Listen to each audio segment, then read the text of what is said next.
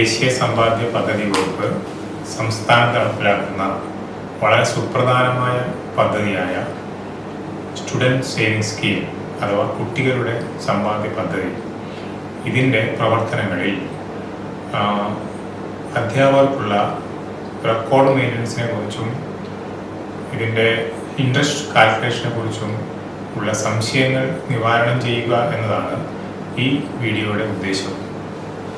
നമ്മുടെ സ്കൂളിൽ student saving സ്കീമുമായി ബന്ധപ്പെട്ട് 3 രജിസ്റ്റേഴ്സാണ് കൈകാര്യം ചെയ്യുന്നത്. 2 രജിസ്റ്റേഴ്സ്, ഡെയിലി സ്ക്രോളർ, ലെഡ്ജർ, ഈ 2 രജിസ്റ്ററുകൾ സ്കൂളിൽ ചാർജ് അധ്യാപകൻ കൈകാര്യം ചെയ്യുമ്പോൾ പാസ്ബുക്കുകൾ കുട്ടികളുടെ കയ്യിലാണ് സൂക്ഷിക്കുന്നത്. പക്ഷേ ഈ രജിസ്റ്റർ ഉള്ള എൻട്രി സംബന്ധിച്ച് നിരവധി സംശയങ്ങൾ നിലനിൽക്കുന്നുണ്ട്. അത് പരിഹരിക്കേണ്ടതുണ്ട്. അതുപോലെ തന്നെ ഇൻട്രസ്റ്റ് കാൽക്കുലേഷനും ഈ കാൽക്കുലേഷൻ നടത്തിയതിനു ശേഷമുള്ള രജിസ്റ്റർ എൻട്രിയും മെയിൻ്റനൻസും കുട്ടികൾക്ക് പണം വിതരണം ചെയ്യുന്നത്, ഡിസ്ട്രിബ്യൂട്ട് ചെയ്യുന്നതുമായി ബന്ധപ്പെട്ടും ഉള്ള സംശയങ്ങൾ കൂടി ഇവിടെ പരിഹരിക്കേണ്ടതുണ്ട്. ഇത്തരം കാര്യങ്ങളാണ് ഈ വീഡിയോയിലൂടെ വിശദമാക്കുന്നത്. ആദ്യമായി നമുക്ക് റെക്കോർഡ്സിനെ കുറിച്ച് പറയാം. ഞാൻ ആദ്യം പറഞ്ഞ 3 രജിസ്റ്റേഴ്സ് എന്ന് പറയുന്നത് ഇതാണ്. ഇതിൽ ഒന്നാമത്തേത് കുട്ടികളുടെ പാസ്ബുക്കാണ്. ഈ പാസ്ബുക്കിൽ കാണാം നമുക്ക് സ്റ്റുഡൻറ് സേവിങ് സ്കീം എന്ന പുതിയ ഇപ്പോഴിറക്കിയിരിക്കുന്ന ദേശീയ സമ്പാദ്യ പദ്ധതി വകുപ്പ് ഇറക്കിയിരിക്കുന്ന പാസ്ബുക്കാണ്. ഈ പാസ്ബുക്ക് എന്തിനാണ്? ഇത് കുട്ടികളുടെ കയ്യിൽ സൂക്ഷിക്കുന്ന വളരെ സുപ്രധാനമായ രജിസ്റ്ററാണ്. ഇതിൻ്റെ അകത്താണ് നമ്മൾ കുട്ടികൾ എത്ര തുക ഡെപ്പോസിറ്റ് ചെയ്തു, എത്ര തുക പിൻവലിച്ചു, ബാലൻസ് എത്രയാണ് എന്ന് കൃത്യമായി നമ്മൾ കുട്ടികൾക്ക് എൻട്രി ചെയ്ത് കൊടുക്കുന്ന, ചേർത്ത് കൊടുക്കുന്ന ബുക്കാണ്. അതുപോലെ രണ്ടാമതുള്ളത് ഡെയിലി സ്ക്രോൾ എന്ന് പറയുന്ന ഒരു രജിസ്റ്ററാണ്. ഈ രജിസ്റ്റർ കളക്ഷൻ എടുക്കുന്ന എല്ലാ ദിവസവും ഉപയോഗിക്കേണ്ട രജിസ്റ്ററാണ്. ഡെയിലി എന്ന് പറയുന്നത് ദിവസം ആണെങ്കിലും നമ്മൾ സ്റ്റുഡൻറ് സേവിങ് സ്കീമിൽ സ്കൂളിൻ്റെ സൗകര്യാർത്ഥം എല്ലാ ദിവസവും കളക്ഷൻ എടുക്കാൻ സാധിക്കണമെന്നില്ല. അങ്ങനെ ആകുമ്പോൾ ഏത് ദിവസമാണോ കളക്ഷൻ എടുക്കുന്നത് ആ ദിവസം ഉപയോഗിക്കേണ്ട രജിസ്റ്ററാണ് ഇത്, ഡെയിലി സ്ക്രോള്. മൂന്നാമത്തേത് ലെഡ്ജർ. ലെഡ്ജർ എന്ന് പറയുന്ന കുറച്ച് വലിയ ബുക്കാണ്. ഈ ബുക്കിൽ കുട്ടികളുടെ ഡീറ്റെയിൽസ് വിശദമായി എഴുതാനുള്ള പുസ്തകമാണ്. ഇതിൽ ഓരോ 1-2 പേജ് ഒരു കുട്ടിക്കായി മാറ്റി വെച്ചുകൊണ്ട് കുട്ടിയുടെ എല്ലാ വിശദാംശങ്ങളും മുകളിൽ എഴുതി ചെയ്യേണ്ട ഒരു ബുക്കാണ്. ഇതിനെക്കുറിച്ച് വിശദമായി തുടർന്ന് പറയാം. ഈ രജിസ്റ്ററുകൾ എവിടെ നിന്ന് കിട്ടും എന്ന് പറഞ്ഞാൽ ദേശീയ സമ്പാദ്യ പദ്ധതി വകുപ്പിൻ്റെ ഓഫീസിൽ നിന്ന് ഇത് ലഭ്യമാണ്. ആദ്യമായിട്ട് സർക്കാരിൻ്റെ ഒരു രജിസ്റ്റർ കിട്ടിക്കഴിഞ്ഞാൽ നമ്മൾ ചെയ്യേണ്ടത് ഇതിന് പേജ് നമ്പേഴ്സ് കൊടുക്കുക എന്നുള്ളതാണ്. 1 മുതൽ എത്ര പേജാണുള്ള ആ പേജ് വരെയുള്ള നമ്പേഴ്സ് നമ്മൾ കൊടുക്കണം. അത് കൊടുത്തതിന് ശേഷം ഇതിൻ്റെ അവസാനം വരുന്ന പേജ് നമ്പർ ഉണ്ടാവും, അതായിരിക്കും അതിൻ്റെ ടോട്ടൽ പേജസ്. അപ്പോൾ ഒരു രജിസ്റ്ററിൽ, നമ്മുടെ രജിസ്റ്ററിൽ അതിൻ്റെ ഫ്രണ്ട് പേജിൽ നമ്മൾ ഒരു സർട്ടിഫിക്കറ്റ് എഴുതാം. അതിൽ പറയുന്നത് certificate that this book contain 180 pages, serially numbered 1 to 180 എന്ന് എഴുതി ആ പേജ് സർട്ടിഫിക്കറ്റിൻ്റെ അടിയിൽ സ്കൂൾ മേധാവി ഒപ്പുവെക്കുന്നു. അതോടെ ആ രജിസ്റ്റർ നമ്മൾ ഉപയോഗിക്കാൻ പ്രാപ്തമാകുന്നു. അത് എല്ലാ രജിസ്റ്ററിലും അങ്ങനെ എഴുതാം. അത് ഡെയിലി സ്ക്രോളിലും നമുക്ക് അങ്ങനെ എഴുതാം. പക്ഷെ പാസ്ബുക്കിൽ നമ്മൾ സർട്ടിഫിക്കറ്റ് എഴുതണമെന്നില്ല, പേജ് നമ്പേഴ്സ് കൊടുക്കണം. അത് നിരവധി പാസ്ബുക്കുകളുണ്ട്. അത് കുട്ടികളെ കൊണ്ട് തന്നെ നമുക്ക് പേജ് നമ്പേഴ്സ് കൊടുപ്പിക്കാവുന്നതാണ്. പേജ് നമ്പേഴ്സ് നിർബന്ധമായും 3 രജിസ്റ്ററുകളിലും നമ്മൾ രേഖപ്പെടുത്തണം. അത് കഴിഞ്ഞ് ഇനി നമ്മളിതിൻ്റെ എൻട്രിയാണ് പറയാൻ പോകുന്നത്. നമ്മളൊരു കുട്ടി, ഇതിൽ അംഗമാകുന്ന ഒരു കുട്ടി, ആ കുട്ടി വന്നു കഴിഞ്ഞാൽ ആ കുട്ടിക്ക് നമ്മൾ പാസ്ബുക്ക് ആദ്യം ഇഷ്യൂ ചെയ്യണം. കുട്ടി ഒരു ചെറിയ തുക, നിശ്ചിത തുകയുമായാണ് വരുന്നത്, 10 രൂപയാണ് കുട്ടി വരുന്നതെന്ന് വിചാരിക്കുക. അപ്പോൾ രജിസ്റ്റർ ചെയ്യുന്നതിന് വേണ്ടി ആ കുട്ടിയുടെ ലെഡ്ജറിലാണ് നമ്മൾ ആദ്യം കുട്ടിയുടെ ഡീറ്റെയിൽസ് രേഖപ്പെടുത്തുന്നത്. ഇപ്പോൾ ലെഡ്ജറിൽ ഒന്നാമത്തെ പേജ് നമ്മൾ പേജ് സർട്ടിഫിക്കറ്റ് എഴുതിയിട്ടുണ്ടാവും. ഇപ്പോൾ രണ്ടാമത്തെ പേജിൽ നമ്മൾ കുട്ടിയുടെ പേര്, അതിൻ്റെ ഇംഗ്ലീഷിലുണ്ട്, നെയിം ഓഫ് മെമ്പർ എഴുതിയിട്ടുണ്ട്. അക്കൗണ്ട് നമ്പർ എന്ന് പറയുന്നത് നമ്മൾ ചേർത്ത് കൊടുക്കുന്നതാണ്. കുട്ടികളുടെ അക്കൗണ്ട് നമ്പർ സ്കൂളിൽ നിന്ന് തന്നെ ചേർക്കുന്നതാണ്. കാരണം സ്കൂൾ ഒരു ബാങ്കായി പ്രവർത്തിക്കുകയാണ്. അപ്പോൾ അതിൽ 1, 2, 3 എന്ന അക്കൗണ്ട് നമ്പർ നമുക്ക് എഴുതാം, അല്ലെങ്കിൽ 100, 101 അങ്ങനെ എഴുതാം. അത് ചാർജ് അധ്യാപകന്റെ ഒരു സൗകര്യമാണ്. അത് ക്രമമായി കൊടുക്കുന്നതായിരിക്കും നല്ലത്. സ്റ്റാർട്ട് ചെയ്തപ്പോൾ 100-ലാണെങ്കിൽ 100, 101, 102, 103, 104 ഈ രീതിയിൽ കുട്ടികളുടെ നമ്പർ കൊടുത്തു കഴിഞ്ഞാൽ നമുക്ക് എത്ര കുട്ടികൾ ഇവിടെ ഇതിൽ അംഗമായി എന്നും ഇനി അങ്ങോട്ട് നമുക്ക് മനസ്സിലാവും. അതിനു വേണ്ടിയാണ് അങ്ങനെ ചെയ്യുന്നത്. അപ്പോൾ ഒന്നാമത്തെ കുട്ടിയുടെ പേര് ദേവന എന്നാണെന്ന് വിചാരിക്കാം. അപ്പോൾ അതിൽ അക്കൗണ്ട് നമ്പർ 101. അപ്പോൾ നമ്മളവിടെ ലെഡ്ജറിൽ പേര് എഴുതുന്നു ദേവന, അക്കൗണ്ട് നമ്പർ 101. അപ്പോൾ പാസ്ബുക്ക് നമ്മൾ എടുക്കുന്നു. പാസ്ബുക്കിലും ഒന്നാമത്തെ പേജിൽ കുറേ ഡീറ്റെയിൽസ് ഉണ്ട്. ആ ഡീറ്റെയിൽസിനെ കുറിച്ച് ഞാൻ പറയാം.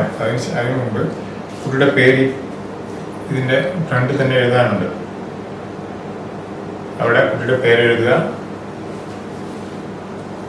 മേലെ അക്കൗണ്ട് നമ്പർ, താഴെ പേര്, മുകളിൽ അക്കൗണ്ട് നമ്പറും എഴുതുക. അക്കൗണ്ട് നമ്പർ എന്ന് പറയുന്നത് ലെഡ്ജറിൽ നമ്മൾ എഴുതിയിട്ടുണ്ട് 101. അത് തന്നെ ഇതിലും എഴുതുക, പേരും എഴുതുക. രണ്ടാമത്തെ പേജ് മറിച്ച് കഴിഞ്ഞാൽ സ്കൂളിൻ്റെ പേര്, കുട്ടിയുടെ പേര്, അക്കൗണ്ട് നമ്പർ, അതുപോലെ ലെഡ്ജർ നമ്പർ, ഫോളിയോ നമ്പർ, ഇങ്ങനെ കുറേ കാര്യങ്ങൾ ഇവർ രേഖപ്പെടുത്തി കാണും. ഇതെന്താണെന്നും കൂടി മനസ്സിലാക്കേണ്ടതുണ്ട്.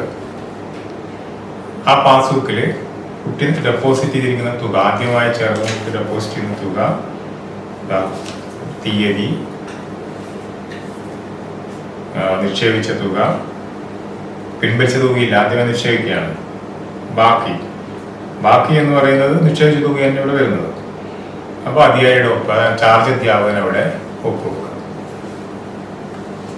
അതുപോലെ തന്നെ ഈ ഡെയിലി സ്കോളിൽ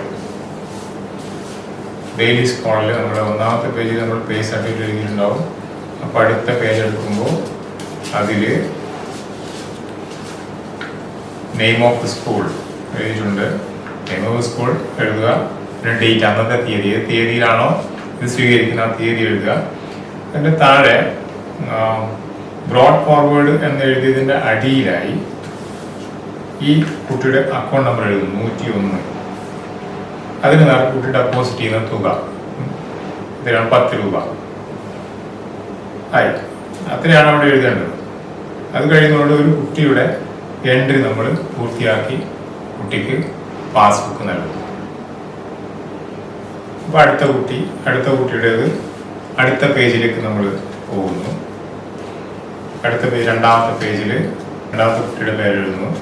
ആ ഡീറ്റെയിൽസ് എഴുതിയതിന് ശേഷം അവിടെയും നമ്മൾ എൻട്രി കൊടുക്കുകയാണ്. പാസ്ബുക്കിൽ ആദ്യം എൻട്രി കൊടുക്കുക, അത് കഴിഞ്ഞതിന് ശേഷം ലെഡ്ജറിൽ എൻട്രി കൊടുക്കുക, ശേഷം ഡെയിലി സ്കോളിലും എൻട്രി കൊടുക്കുക.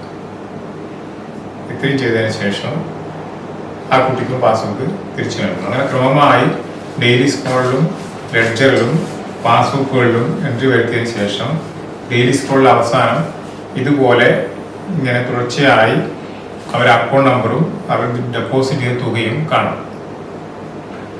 ഈ തുക ടോട്ടൽ ചെയ്ത് ആ തുകയാണ് അന്നത്തെ ടോട്ടൽ നമ്മുടെ സ്കൂളിലേക്കുള്ള കുട്ടിയുടെ നിക്ഷേപമായുള്ള വരവായി കാണുന്നത്.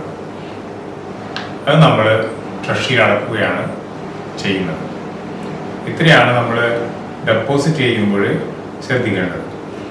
ഇനി അടുത്തൊരു ദിവസം കടക്കുമ്പോൾ, തൊട്ടടുത്ത ദിവസം പിന്നെ ഏത് ദിവസമാണോ കളക്ട് ചെയ്യുന്ന ആ ദിവസങ്ങളിൽ തുടരുക. നമ്മൾ 2-3 മാസം കഴിയുമ്പോൾ തുടർച്ചയായി കുട്ടികളിൽ നിന്ന് കളക്ഷൻ എടുക്കുകയാണ്. 2-3 മാസം കഴിയുമ്പോൾ കുട്ടികൾ ചിലപ്പോൾ തുക വിഡ്രോ ചെയ്യാനുള്ള സാധ്യതയുണ്ട്. ആ സമയത്ത് നമ്മൾ ശ്രദ്ധിക്കേണ്ടത്, രണ്ടാമത്തെ ദിവസം മുതൽ നമ്മൾ ശ്രദ്ധിക്കേണ്ട ഒരു കാര്യം, നീക്കിയിരിപ്പ് തുക എന്ന് പറയുന്ന നേർക്ക് നമ്മൾ കഴിഞ്ഞ ദിവസത്തെ ബാലൻസ് എഴുതേണ്ടതുണ്ട്. കഴിഞ്ഞ ദിവസത്തെ ബാലൻസ് എന്ന് പറഞ്ഞാൽ നമ്മൾ ട്രഷറി ബാലൻസ് ആണ്. നമ്മൾ ഓരോ ദിവസവും ഇപ്പോഴേ മുൻകാലങ്ങളിലൊക്കെ ഒരുപക്ഷെ ഡെയിലി നമ്മൾ ദിവസേന നമ്മൾ തുക കളക്ട് ചെയ്തിട്ടുണ്ടാവും. പക്ഷെ ഇന്ന് സ്കൂളിലെ തിരക്കുകൾ കാരണം ആഴ്ചയിൽ ഒരു ദിവസമോ മാസത്തിലൊരു ദിവസമോ ആയിരിക്കും തുക കളക്ട് ചെയ്യുന്നത്. അപ്പോൾ ആ സാഹചര്യത്തിൽ നമ്മളെ കയ്യിൽ ക്യാഷ് ഇൻ ഹാൻഡ് ഉണ്ടാകാനുള്ള സാധ്യത കുറവാണ്. നമ്മുടെ മുഴുവൻ തുകയും ട്രഷറിയിൽ അപ്പോൾ തന്നെ ഡെപ്പോസിറ്റ് ചെയ്തിട്ടുണ്ടാവും. അതുകൊണ്ട് തന്നെ ട്രഷറി ബാലൻസ് ആയിരിക്കും നമ്മൾ നീക്കിയിരിപ്പ് തുകയായി മുകളിൽ വരുന്നത്. അതിൻ്റെ തൊട്ട് താഴെ നമ്മുടെ ട്രഷറിയിൽ ഫിക്സഡ് ഡെപ്പോസിറ്റ് ഇട്ടിട്ടുണ്ടെങ്കിൽ FD തുക കാണിക്കും. അതുകൂടാതെ നമ്മൾ ക്യാഷ് ഇൻ ഹാൻഡ് ഉണ്ടെങ്കിൽ അഥവാ അതുകൂടി കാണിക്കും. ഇത് മൂന്നും ചേർന്നതാണ് ശരിക്കും നീക്കിയിരിപ്പ് തുക. അതിനുശേഷമാണ് വീണ്ടും നമ്മൾ എൻട്രിയിലേക്ക് പോകുന്നത്. അപ്പോൾ നമ്മൾ ഒരു കുട്ടിയുടെ അക്കൗണ്ട് നമ്പർ എഴുതുന്നു, എൻട്രി നടത്തുന്നു. അടുത്ത കുട്ടി അക്കൗണ്ട് നമ്പർ എഴുതുന്നു, എൻട്രി ഇത്ര തുക എഴുതുന്നു. അങ്ങനെ തുടർന്ന് പോകുമ്പോൾ ഒരു കുട്ടി വിഡ്രോ ചെയ്യുകയാണ്, ഒരു 50 രൂപ ഒരു കുട്ടി വിഡ്രോ ചെയ്യുകയാണ്.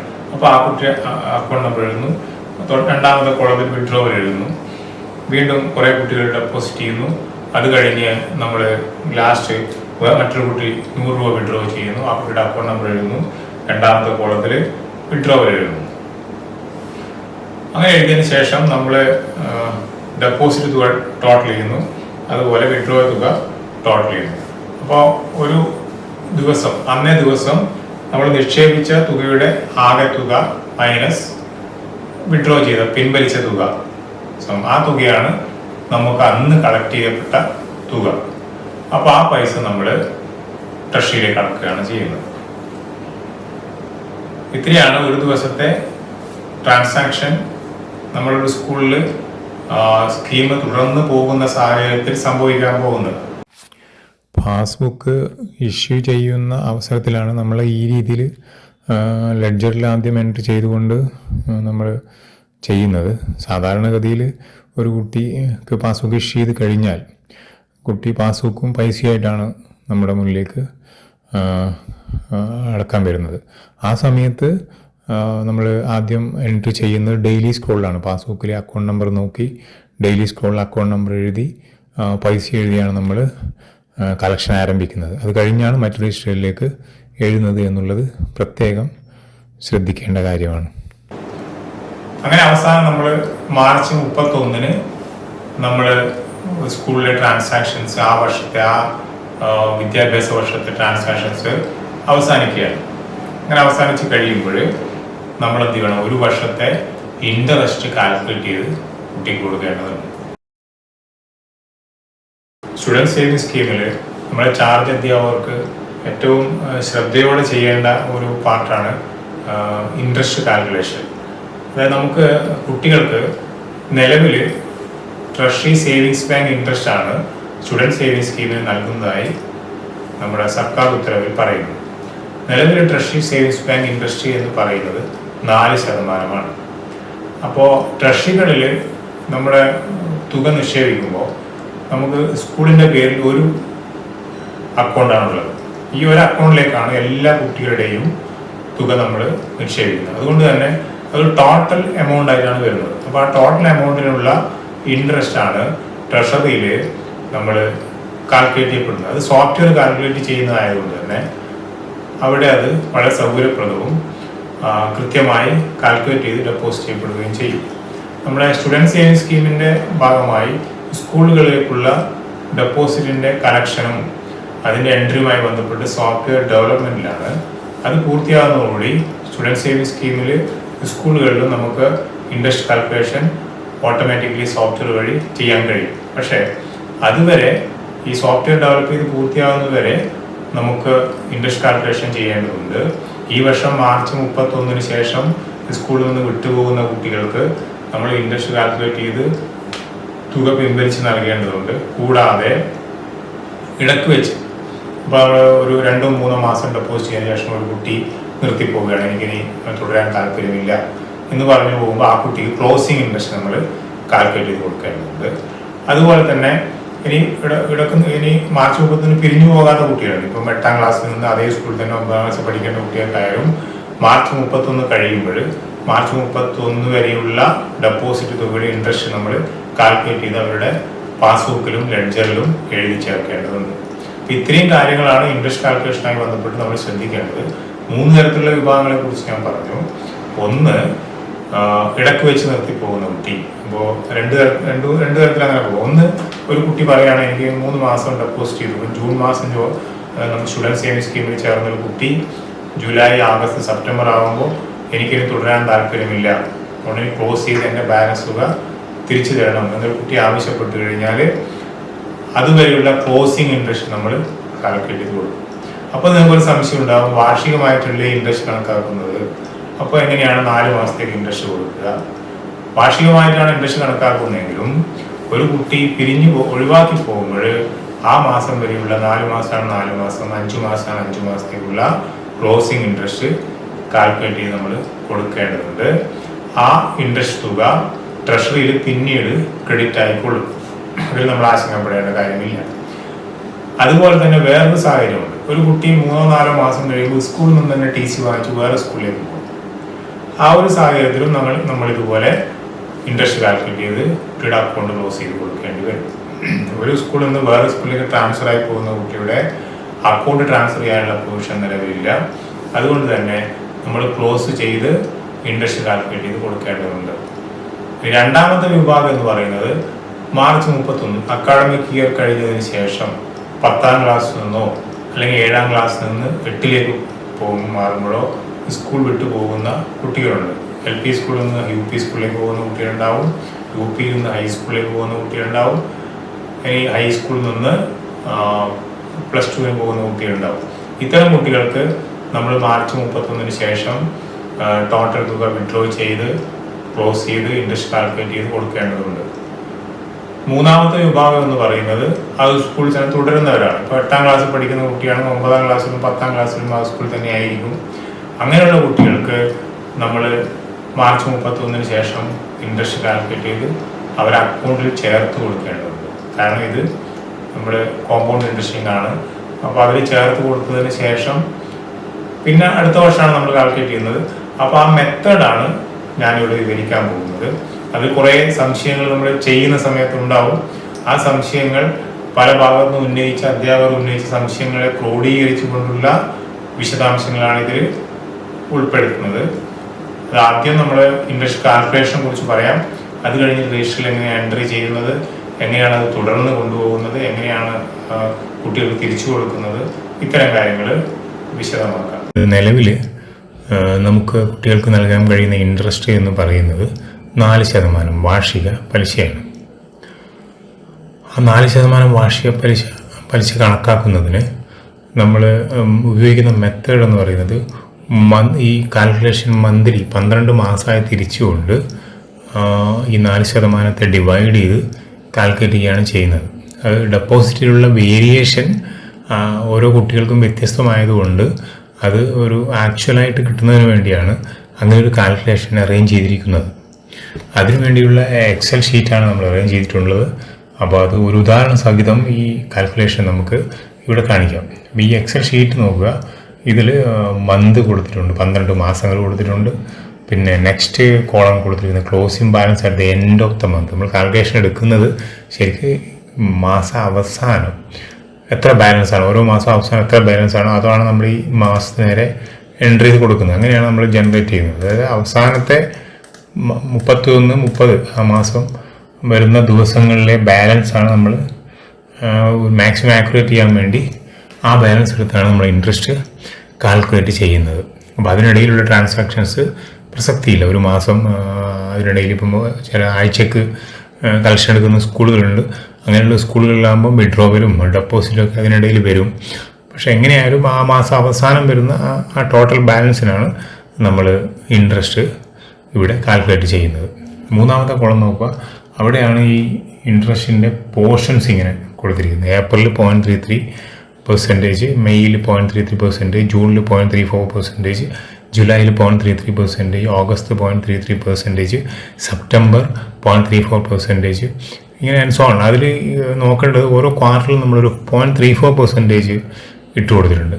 അത് എന്തിനാണെന്ന് വെച്ച് കഴിഞ്ഞാൽ ഈ 4% കറക്റ്റ് വരാൻ വേണ്ടിയാണ്, അല്ലാതെ അത് വരുന്നില്ല. അതുകൊണ്ടാണ് ആ 12 മാസത്തിൽ 4 മാസങ്ങൾ ക്വാർട്ടറായിട്ട് 0.34 കൊടുത്തിരിക്കുന്നത്. അങ്ങനെ ചെയ്ത് കഴിയുമ്പോൾ കറക്റ്റ് 4% ഇൻട്രസ്റ്റ് ആ കാൽക്കുലേഷനിൽ കിട്ടും കുട്ടിക്ക്. നാലാമത്തെ കോളം നോക്കുക, അത് ഇൻട്രസ്റ്റ് ജനറേറ്റഡ് ആണ്. നമ്മൾ ഇവിടെ ഈ ക്ലോസിംഗ് ബാലൻസ് എടുത്ത് എൻഡ് ഓഫ് ദ മന്ത് എന്ന കോളത്തിൽ പൈസ അടിച്ചു കൊടുക്കുമ്പോൾ കറക്റ്റ് ഇൻട്രസ്റ്റ് അവിടെ നാലാമത്തെ കോളത്തിൽ ജനറേറ്റ് ചെയ്ത് വരും. ഇനി നമുക്ക് നോക്കാം, ഈ ലെഡ്ജർ നോക്കുക. ഈ ലെഡ്ജറിൽ ഈ കുട്ടിക്ക് ജൂൺ മാസമാണ് നമ്മൾ സ്കൂൾ തുറക്കുന്നത്. അപ്പോൾ ഈ വർഷമാണ് മിക്കവാറും സ്കൂളുകളിൽ സ്റ്റുഡൻറ്റ് സേവിങ് സ്കീം ആരംഭിച്ചിട്ടുള്ളത്. അപ്പോൾ ജൂൺ മാസം കുട്ടി ഡെപ്പോസിറ്റ് ചെയ്തിരിക്കുന്നത് 100 രൂപയാണ്. ആ 100 രൂപ നമ്മൾ ഈ കോളത്തിൽ എൻ്റർ ചെയ്ത് കൊടുക്കുന്നു. എടുത്ത് കൊടുത്ത് കഴിയുമ്പോൾ 0.34 ഇൻട്രസ്റ്റ് ജനറേറ്റ് ചെയ്ത് വന്നിരിക്കുന്നു. കാരണം അവിടെ 0.34 ആണ് ഇൻട്രസ്റ്റ്, 100 രൂപയാണ്. അപ്പോൾ 0.34 ഇൻട്രസ്റ്റ് ജനറേറ്റ് ചെയ്ത് വന്നിരിക്കുന്നു. രണ്ടാമത്തെ മാസം കുട്ടി 500 രൂപ ഡെപ്പോസിറ്റ് ചെയ്തിട്ടുണ്ട്.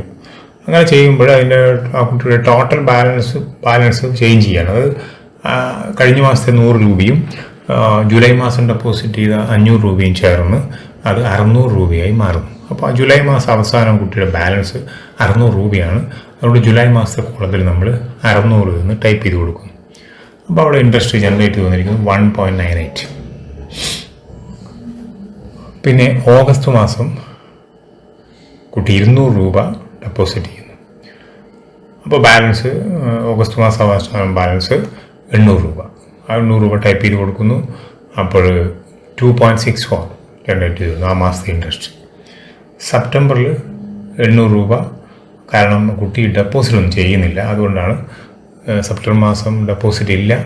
അതുകൊണ്ട് കുട്ടിയുടെ ബാലൻസ് ഓഗസ്റ്റിലെ ബാലൻസ് തന്നെ സെപ്റ്റംബറിലേക്ക് കയറി വരുന്നു. അതുകൊണ്ട് സെപ്റ്റംബറിലും 800 രൂപയാണ് ടൈപ്പ് ചെയ്ത് കൊടുക്കുന്നത്. അപ്പോൾ 2.72 ഇൻട്രസ്റ്റ് ജനറേറ്റ് ചെയ്ത് വന്നിരിക്കുന്നു. ഇതിൽ ഇൻട്രസ്റ്റിലുള്ള വേരിയേഷൻ നോക്കുക. ഓഗസ്റ്റിലും സെപ്റ്റംബറിലും നമ്മൾ 800 രൂപ തന്നെയാണ് ടൈപ്പ് ചെയ്ത് കൊടുത്തത്. പക്ഷേ ഓഗസ്റ്റിൽ 2.64 ആണ്, സെപ്റ്റംബറിൽ 2.72 ആണ്. അതിന് നോക്കുക, അതിന് കാരണം ഈ കോളത്തിൽ ഓഗസ്റ്റിനുകാർക്ക് 0.33%, സെപ്റ്റംബറിനുകാർക്ക് 0.34% ആണ് ഉള്ളത്. അപ്പോൾ അതുകൊണ്ടാണ് ആ വേരിയേഷൻ വന്നിരിക്കുന്നത്. ഒക്ടോബർ മാസം കുട്ടി 100 രൂപ ഡെപ്പോസിറ്റ് ചെയ്യുന്നു. അതുകൊണ്ട് തന്നെ 900 രൂപ ബാലൻസ് ആകുന്നു. അപ്പോൾ 900 രൂപ നമ്മൾ ടൈപ്പ് ചെയ്ത് കൊടുക്കുന്നു. അപ്പോൾ ഇൻട്രസ്റ്റ് 2.97 ജനറേറ്റ് ചെയ്ത് വന്നിരിക്കുന്നു. നവംബറിൽ കുട്ടി 100 രൂപ വിഡ്രോ ചെയ്യുകയാണ്. നവംബറിൽ കുട്ടി 100 രൂപ വിഡ്രോ ചെയ്തിരിക്കുന്നു. അപ്പോൾ ബാലൻസ് 900-ൽ നിന്ന് 800 കുറയും. അത് നമ്മൾ ടൈപ്പ് ചെയ്ത് കൊടുക്കുന്നു. അപ്പോൾ 2.64 ഇൻട്രസ്റ്റ്. പിന്നെ ഡിസംബർ, ജനുവരി, ഫെബ്രുവരി, മാർച്ച് കുട്ടി ട്രാൻസാക്ഷൻ നടത്തുന്നില്ലെങ്കിലും ആ 800 രൂപ ബാലൻസ് അവിടെ നിലനിൽക്കുകയാണ്. അതുകൊണ്ട് തന്നെ ഡിസംബറിലും ജനുവരിയിലും ഫെബ്രുവരിയിലും മാർച്ചിലും നമ്മൾ 800 രൂപ തന്നെ ടൈപ്പ് ചെയ്ത് കൊടുക്കുന്നു. അതിന് അഗെയിൻസ്റ്റായിട്ട് ഇൻട്രസ്റ്റ് ജനറേറ്റ് ചെയ്ത് വരുന്നു. അപ്പോൾ മാർച്ച് 31 ആ വർഷത്തെ ട്രാൻസാക്ഷൻ അവസാനിക്കുകയാണ്. അപ്പോൾ അതിൻ്റെ ടോട്ടൽ ഇൻട്രസ്റ്റ് സം ഇവിടെ 24.01 ജനറേറ്റ് ചെയ്ത് വന്നിട്ടുണ്ട്.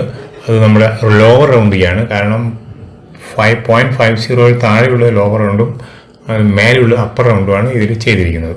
അപ്പോൾ റൗണ്ടഡ് ഓഫ് ടു 24.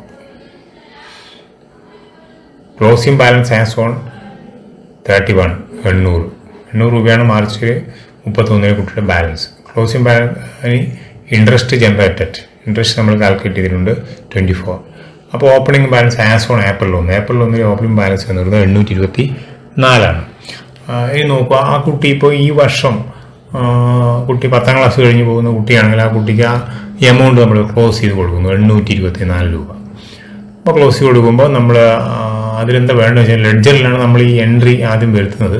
അപ്പോൾ ലെഡ്ജറിൽ നമ്മൾ ആദ്യം ഇൻട്രസ്റ്റ് എന്ന് കാണിക്കുന്നു.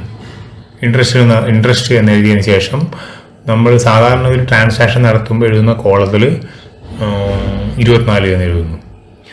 എന്നതിന് ശേഷം അടുത്ത കോളത്തിൽ ബാക്കി എന്ന് എഴുതുന്ന അല്ലെങ്കിൽ ബാലൻസ് എന്ന് എഴുതുന്ന കോളത്തിൽ 800 + 24 824 എന്ന് എഴുതുന്നു. അങ്ങനെ ആകുമ്പോൾ ആ കുട്ടിയുടെ ആ വർഷത്തെ എമൗണ്ട് എത്തി. അപ്പോൾ ആ കുട്ടി വിഡ്രോ ചെയ്ത് പോവുകയാണെങ്കിൽ ക്ലോസിംഗ് ബാലൻസ് 824 എന്ന് എഴുതിയിട്ട് കുട്ടി റിസീവ്ഡ് എന്ന് അവിടെ ലെഡ്ജറിൽ തന്നെ എഴുതി റിസീവ് ചെയ്തിട്ട് കുട്ടിക്ക് പോവാം. ഇനി അല്ലാതെ 8ാം ക്ലാസ്സിൽ നിന്ന് 9ാം ക്ലാസ്സിലേക്ക് പാസ്സാകുന്ന കുട്ടിയോ 9ൽ നിന്ന് 10ലേക്ക് പാസ്സാകുന്ന കുട്ടിയോ ആണെങ്കിൽ നമുക്ക് ട്രാൻസാക്ഷൻ വീണ്ടും നടക്കും. അതാണ് ഇനി പറയാൻ പോകുന്നത്. അപ്പോൾ നമ്മൾ മാർച്ച് 31 ഇൻട്രസ്റ്റ് കാൽക്കുലേറ്റ് ചെയ്ത് അവിടെ ബാലൻസ് എഴുതി. ഇനി നമ്മൾ ഏപ്രിൽ മെയ് ഇൻട്രസ്റ്റ് കാൽക്കുലേറ്റ് ചെയ്യുന്നത് അടുത്ത മാർച്ച് 31 ഇനി വാർഷിക ഇൻട്രസ്റ്റ് ആയതുകൊണ്ട് തന്നെ ഇനി നമ്മളിപ്പോഴൊന്നും ഇൻട്രസ്റ്റ് കാൽക്കുലേറ്റ് ചെയ്യേണ്ടതില്ല. അപ്പോൾ അടുത്ത മാർച്ച് 31 നമ്മൾ എങ്ങനെ ഇൻട്രസ്റ്റ് കാൽക്കുലേറ്റ് ചെയ്യും? അടുത്ത മാർച്ച് 31 നമ്മൾ ഇൻട്രസ്റ്റ് കാൽക്കുലേറ്റ് ചെയ്യുമ്പോൾ നമ്മൾ ലെഡ്ജറിൽ കാണാം ഏപ്രിൽ മാസം കുട്ടിയുടെ ബാലൻസ് 824.